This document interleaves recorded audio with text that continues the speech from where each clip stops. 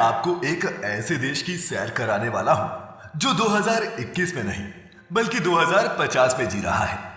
इस देश के खान पान से लेकर लाइफस्टाइल तक, टेक्नोलॉजी से लेकर एटिकेट्स तक सब कुछ जरा हटके है। विजुअल्स देखकर आप समझ ही गए होंगे कि मैं जापान की बात कर रहा हूं। दोस्तों, जापान इस साइज में राजस्थान से कुछ ही बड़ा होगा, लेकिन इस छोटे से देश के कारनामों ने पूरी दुनिया को हिला रखा है। अगर आपके मन में भी कभी ये सवाल आए कि फ्यूचर में इंसानों की जिंदगी कैसी होगी, तो बस एक बार आप जापान विजिट कर लेना। आज की इस वीडियो में मैं बताऊंगा आपको जापान से जुड़े 12 ऐसे फैक्ट्स जिनके बारे में जानकर आपको लगेगा कि आप अभी भी स्टोन एज में जी रहे हैं। तो चलिए शुरू करते हैं। Bullet train. दोस्तों, आपने वो कहावत तो सुनी ही होगी कि टाइम इज मनी। अब इस कहावत को कोई फॉलो करता हो या नहीं, लेकिन जापान इसे बहुत सीरियसली लेता है। इसीलिए तो जापान का ट्रांसपोर्ट सिस्टम दुनिया के बेस्ट ट्रांसपोर्ट सिस्टम में से एक है। अगर आप जापान में हैं तो आपको ना तो घंटों बस का इंतजार करना पड़ेगा और ना ही ट्रैवलिंग में आपका टाइम वेस्ट होगा, क्योंकि जापान के पास बुलेट ट्रेन का ऐसा नेटवर्क है 240 से 320 किलोमीटर प्रति घंटे की रफ्तार से दौड़ती है। इसे यहाँ की लोकल भाषा में शिनकानसेन कहते हैं। जापान की ये ट्रेन हाईटेक फैसिलिटीज से लैस है। अब इस ट्रेन की सीटिंग को ही देख लीजिए। इन चेयर्स को आप आराम से मूव कर सकते हैं। ये ट्रेन जापान के दूसरे शहरों को इसकी राजधानी टोक्यो से जोड़ती है। और इस ट्रेन की सबसे बड़ी खासियत ये है कि ये कभी भी लेट नहीं होती। और दोस्तों, आपको हैरानी होगी ये जानकर कि इतनी हाई स्पीड से चलने के बाद भी इस ट्रेन से कोई भी साउंड प्रोड्यूस नहीं होती। Land of robots.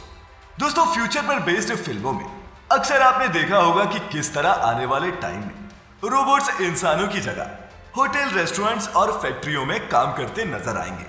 लेकिन जापान के लिए ये कोई फ्यूचर नहीं है बल्कि प्रेजेंट है, क्योंकि जापान के ज्यादातर सेक्टर्स में अब रोबोट इंसानों की जगह काम करने लगे हैं। फिर चाहे किसी होटल में रिसेप्शनिस्ट के तौर पर हो या फिर रेस्टोरेंट में वेटर की नौकरी, आपको यहाँ हर जगह रोबोट्स नजर आएंगे। मेडिकल और स्पेस सेक्टर में भी रोबोट्स ने अब काम करना शुरू कर दिया है।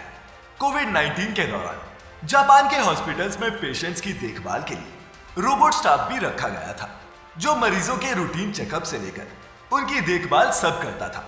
यही नहीं, जापान स्पेस में भी अपने रोबोट्स भेज चुका है। साल 2013 में ही जापान ने अपना पहला रोबोट एस्ट्रोनॉट स्पेस में भेज दिया था, जिसका नाम किरोबो था। भूकंप के दौरान भी लोगों को ढूंढने और उनकी जान बचाने के लिए जापान में रोबोट्स का बहुत इस्तेमाल किया जाता है। No fat Japanese. दोस्तों, क्या यह हैरानी की बात नहीं कि भारी भरकम सुमो रेसलर्स वाले इस देश के लोग बहुत ही स्लिम ट्रिम होते हैं। पर क्या आप जानते हैं कि इसका कारण क्या है? क्यों जापान के लोग इतने पतले होते हैं? तो इसकी वजह है जापान का खाना और खाने के नियम। दरअसल जापानी लोगों की डाइट वेस्टर्न डाइट से बिल्कुल अलग होती है। यहाँ के लोग तला भुना या फिर ऑयली खाना पसंद नहीं करते और ना ही इनकी डाइट में कोई डेयरी प्रोडक्ट शामिल है। यही नहीं, चिकन, मटन और बीफ की जगह यहाँ सी फूड ज्यादा खाया जाता है, जिसमें प्रोटीन और ओमेगा 3 फैटी एसिड्स अच्छी मात्रा में होते हैं। जापानी सरकार ने तो अपने सरकारी कर्मचारियों के लिए कानून भी बना रखे हैं। जापान के मेटाबो लॉ के मुताबिक 40 साल से ज्यादा उम्र के पुरुषों की कमर 33.5 इंच से ज्यादा और औरतों की 35.4 इंच से ज्यादा नहीं होनी चाहिए। और ये स्केल यहाँ के सरकारी कर्मचारियों का मोटापा कंट्रोल में रखने के लिए रखा गया है। और दोस्तों, जापान से unique secret for a longer and happy life उनके लाइफस्टाइल में ही छिपा है।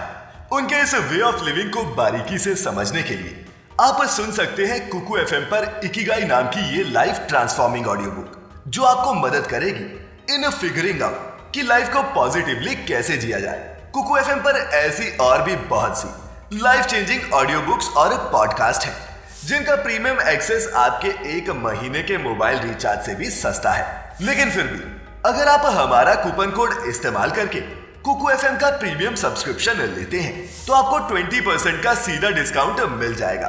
और अगर आप यही सब्सक्रिप्शन 17 से 19 सितंबर के बीच लेते हैं तो आपको मिल सकता है 50% का डिस्काउंट। दोस्तों, सारी डिटेल्स आपको डिस्क्रिप्शन बॉक्स में मिल जाएगी। Hi tech toilets. आपके साथ कभी हुआ है कि आप किसी टॉयलेट में गए हो और उसकी हाईफाई टेक्नोलॉजी और क्लीनिंग को देखकर चौंक गए हो? अब हमारे देश में ये अभी होना तो मुश्किल है, लेकिन अगर आप जापान में हैं तो यकीनन आपके साथ ऐसा हो सकता है। जापान जाने वाले टूरिस्ट यहाँ के टॉयलेट से काफी इंप्रेस हो जाते हैं, और वो इसलिए क्योंकि जापान जैसे मॉडर्न टेक्नोलॉजी वाले टॉयलेट्स आपको किसी भी और देश में देखने को नहीं मिलते। इन टॉयलेट्स में क्लीनिंग फैसिलिटी के साथ साथ seat heater, blood pressure, weight और यूरिन चेकर फैसिलिटी तक मौजूद होती है। इसके अलावा जापानी महिलाएं काफी शर्मीली होती हैं, जो फ्लश साउंड को कवर करते हैं। इसीलिए वुमेन टॉयलेट्स में नॉइज डिवाइसेस लगे होते हैं जो फ्लश साउंड्स को कवर करने का काम करते हैं। Automatic bicycle parking. दोस्तों, जापान में जितने लोग नहीं हैं उससे कहीं ज्यादा साइकिल्स हैं, और एक एस्टिमेट के मुताबिक यहाँ 8 करोड़ से भी ज्यादा साइकिल्स हैं। अब इतनी साइकिल्स हैं तो उन्हें पार्क करने के लिए जगह भी तो चाहिए ना। इसका भी यहाँ बड़ा ही हाईटेक सॉल्यूशन है। यह है जापान की ऑटोमेटिक अंडरग्राउंड पार्किंग। यहाँ साइकिल पार्क करने के लिए लोग मैग्नेटिक कार्ड्स का इस्तेमाल करते हैं। कोड स्कैन होने के बाद ऑटोमेटिक लिफ्ट साइकिल को अपने आप पार्किंग एरिया में ले जाती है और उसे खाली स्पेस में पार्क कर देती है। साइकिल को रिट्रीव करना भी उतना ही आसान है जितना उसे जमा करना। वहीं दोस्तों, जहां दूसरे देशों में कार खरीदने के लिए आपके पास सिर्फ बैंक बैलेंस होना चाहिए, वहीं जापान में कार खरीदने से पहले पार्किंग सर्टिफिकेट बनाना पड़ता है। जी हां, दरअसल स्पेस कम होने की वजह से जापान में बहुत कम पार्किंग एरियाज हैं, और यह सर्टिफिकेट सबूत होता है कि कस्टमर के पास पार्किंग की जगह है, और अगर ये नहीं है तो आप यहां गाड़ी लेने की सोच भी नहीं सकते। Capsule hotel. दोस्तों, जापान के कैप्सूल होटल इस देश की टेक्नोलॉजी और फ्यूचरिस्टिक सोच का एक बहुत अच्छा एग्जाम्पल है। ट्रेन मिस हो जाए, या फिर किसी महंगे होटल में रहने के पैसे ना हो, या फिर सिर्फ कुछ घंटे झपकी मारने का ही मन हो, जापान में हो तो इन कैप्सूल होटल में जरूर जाएं। किसी कैप्सूल की तरह दिखने वाले इन होटल्स में सिर्फ बेडरूम स्पेस होता है, लेकिन ये सभी मॉडर्न फैसिलिटीज से लैस होते हैं। टीवी, लॉकर्स जैसी फैसिलिटीज के साथ साथ अटैच वॉशरूम भी होता है। स्पेस की कमी की वजह से जापान के कब्रिस्तान में जमीन बहुत महंगी है। यहां जगह लेने के लिए $1,00,000 से भी ज्यादा पे करने पड़ते हैं। वहीं इसके अलावा हर साल मेंटेनेंस और क्लीनिंग के लिए भी ग्रेवयार्ड स्टाफ को पे करना पड़ता है। जापान में इस प्रॉब्लम को खत्म करने के लिए अब हाईटेक सेमेट्रीज बनाई जाने लगी हैं, जो जापान की ब्यूटीफुल ट्रेडिशन और मॉडर्न टेक्नोलॉजी का एक अनोखा मेल है। जापान के फेमस हाईटेक सेमेट्रीज में से एक है रूरीडेन, जिसे जापान के फेमस कोकुकुजी बुद्धिस्ट टेंपल के पास बनाया गया है। इस सेमेट्री हाउस में कम खर्च में ग्रेवयार्ड मिल जाते हैं। साथ ही हाईटेक टेक्नोलॉजी की मदद से इन ग्रेवयार्ड्स की देखभाल करना भी आसान होता है। रूरीडेन सिमेट्री हाउस के ऑक्टागोनल हॉल में 2000 से भी ज्यादा बुद्ध स्टैच्यू हैं, जो 2000 सिमेट्री कैपेसिटी को रिप्रेजेंट करते हैं। किसी विजिटर के आने पर जिस बुद्ध प्रतिमा की लाइट ऑन होती है, वही विजिटर के लव्ड वन का स्टैच्यू होता है। माने उसी बॉक्स में विजिटर के करीबी का शरीर रखा होता है। हर बुद्ध स्टैच्यू को यहाँ ब्लू ग्लास लाइट से तैयार किया गया है, ताकि विजिटर्स को यूनिक और पीसफुल एनवायरनमेंट दिया जा सके। और दोस्तों, इन हाईटेक ग्रेवयार्ड्स में किसी भी इंसान के शरीर को 33 साल तक रखा जा सकता है। Underground farming. दोस्तों, जापान में हर प्रॉब्लम का सॉल्यूशन टेक्नोलॉजी है, फिर वो फार्मिंग ही क्यों ना हो। चूंकि जापान का लैंडमास बहुत कम है, जापान अपनी अनयूज्ड टनल्स और सबवे का इस्तेमाल भी फार्मिंग के लिए करता है। क्या आपको यकीन होगा कि जापान के मार्केट में मिलने वाली ये एक्सपेंसिव और हेल्दी वेजीज यहाँ की टनल्स और अंडरग्राउंड एरियाज में उगाई जाती हैं। 2015 में जापान के मेट्रो डिपार्टमेंट ने अपने सबवे टनल्स में वेजीज उगाने का इनिशिएटिव लिया था, और अब यह फॉर्मूला पूरे जापान में अपनाया जाने लगा है। जापान टेक्नोलॉजी की मदद से बिना मिट्टी और कम पानी के साथ फल और सब्जियां उगाता है। जापान के अर्बन एरियाज में बहुत सारी एग्रीकल्चर कंपनीज हैं, जो बिल्डिंग्स और अंडरग्राउंड एरियाज में फल और सब्जियां उगाने का काम करती हैं। अब सोचिए, अगर ऐसा कुछ हमारे देश में हो जाए तो। Unique fruits and wages. अब जापानीज एग्रीकल्चर की बात हो और हम यहाँ के अजीबोगरीब दिखने वाले फल और सब्जियों की बात ना करें, ऐसा कैसे हो सकता है। जापान के क्यूब शेप्ड वाटरमेलन्स तो आपने भी देखे होंगे, लेकिन क्या आप जानते हैं कि जापानी इन क्यूब शेप वाटरमेलन्स को कैसे उगाते हैं? अगर आपको लगता है कि इसके लिए ये जापानी कोई केमिकल फॉर्मूले का इस्तेमाल करते हैं, तो आप दोस्तों गलत हैं।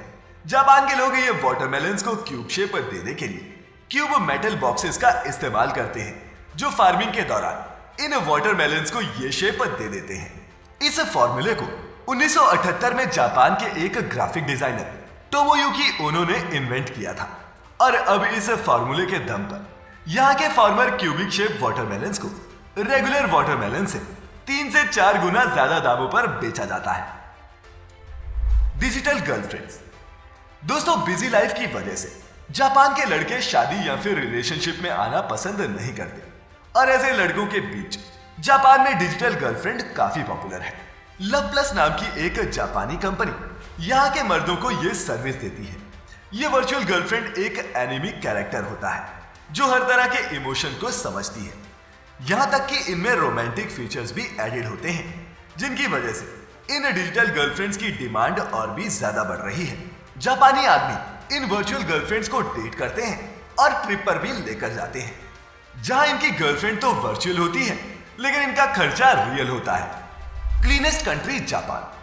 दोस्तों, जापान अपने नियम कानूनों को लेकर बहुत ज्यादा स्ट्रिक्ट है।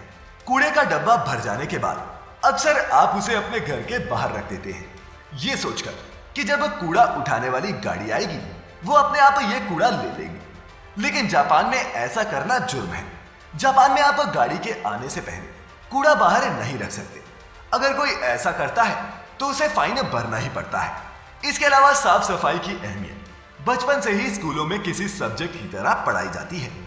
आपको जानकर हैरानी होगी कि जापान के स्कूल्स की सफाई कोई सफाई कर्मचारी नहीं, बल्कि यहाँ पढ़ने वाले बच्चे खुद करते हैं। Futuristic museum. दोस्तों, हम जब भी किसी म्यूजियम में जाते हैं तो हमें वहां या तो हिस्टोरिकल चीजें देखने को मिलती हैं या फिर साइंटिफिक। लेकिन क्या हो अगर आप किसी म्यूजियम में जाएं और आपको वहां हिस्ट्री नहीं बल्कि फ्यूचर की दुनिया देखने को मिले। अब दुनिया के किसी और देश में यह होना पॉसिबल हो या नहीं, लेकिन अगर आप जापान में हैं तो यह बिल्कुल पॉसिबल है। जापान का मिराइकन म्यूजियम ह्यूमन इंजीनियरिंग और इनोवेशन का नेक्स्ट लेवल है। इस म्यूजियम में ह्यूमन स्टाफ से कहीं ज्यादा रोबोट स्टाफ है और यहाँ एंट्री गेट पर मौजूद गार्ड से लेकर टूर गाइड तक सब रोबोट है। म्यूजियम में हर सर्विस मशीनों के जरिए ही ऑपरेट होती है।